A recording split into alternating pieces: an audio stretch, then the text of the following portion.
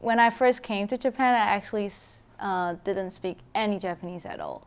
Actually, before I came to Japan, slightly my brother taught me a little bit about that. He learned Japanese on his own by watching anime or playing the smartphone games.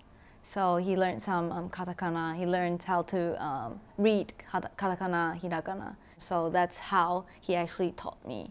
And I came with only knowing 3 sentences in Japan, in Japanese. That would be "Ohayou gozaimasu," "Arigatou gozaimasu," and "Watashi wa gakusei desu." So good morning, thank you, and I'm a student. It was pretty difficult in the beginning. Here in Japan, I found at that time that without speaking any Japanese at all, you couldn't survive. So at first, you had to create bank account. You had to go to, Yubinkyoku, or you need to get your Zairyu Kato issued. And these, you need Japanese. So in the beginning, it was really hard. Yeah. But it also helped me to have the motivation to learn Japanese as fast as possible, so that I could blend in and live the life a better way. When you went to like the bank or the post office, Yes. without knowing Japanese, what would you do? Would you write things down, use gestures? Yes. How did that work? So before I went there, I usually write something on the notebook and writing them down in advance. And so when I visit the bank or the post office, when I came to a difficulty of communicating, I would just show the sentence originally in Japanese to them.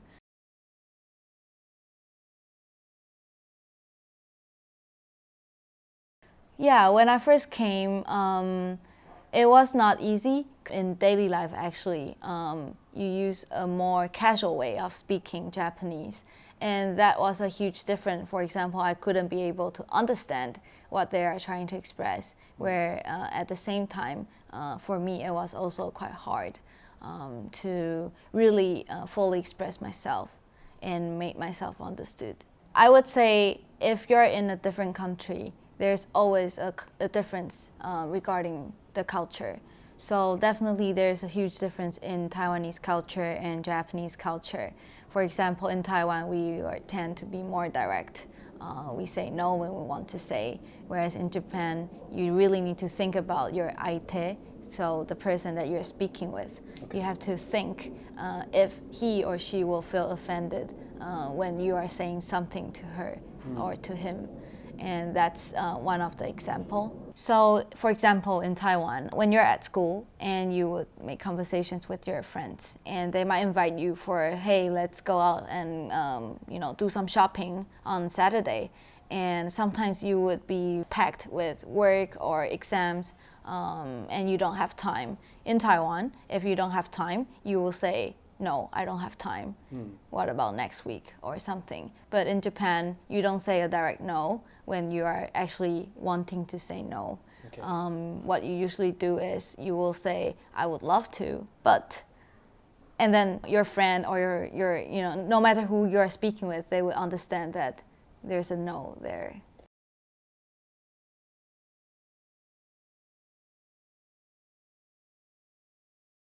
So actually, I am working in a very international environment. Our CEO, he's actually also from Europe as well.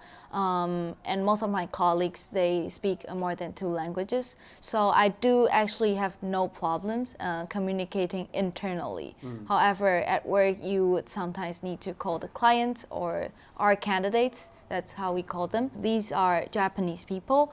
There's a very interesting thing that I noticed, that when you're on the phone talking to Japanese people, you should always be responding no matter what they say. Right. For example, you're on the phone and you would really keep saying hai, hai, hai. Okay. かしこしまりました。 Yeah. はい、はい、了解しました。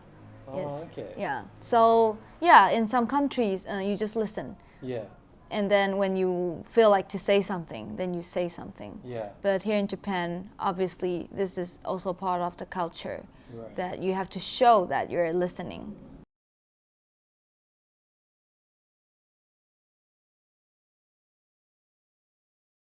I would say there is a huge difference between what it is now and what will be happening. And about 4 or 5 years ago when I just arrived, right now I can see there are a lot of tourist information center building up around major stations. For example, in Shinjuku area, Shibuya area, there are a lot of information centers that you see a lot of foreigners asking questions to the local staffs.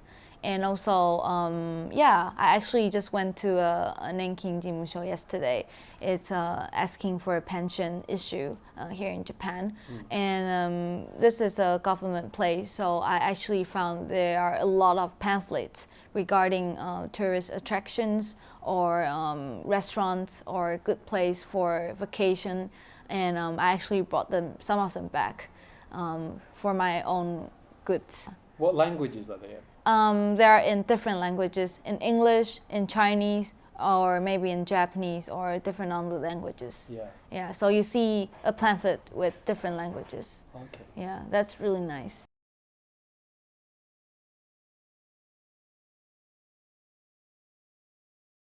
First, make some Japanese friends. In particular, those Japanese people who do not speak English. That might be helpful. Because if you know someone who speaks English, in the beginning, you might turn the conversation to English in the end.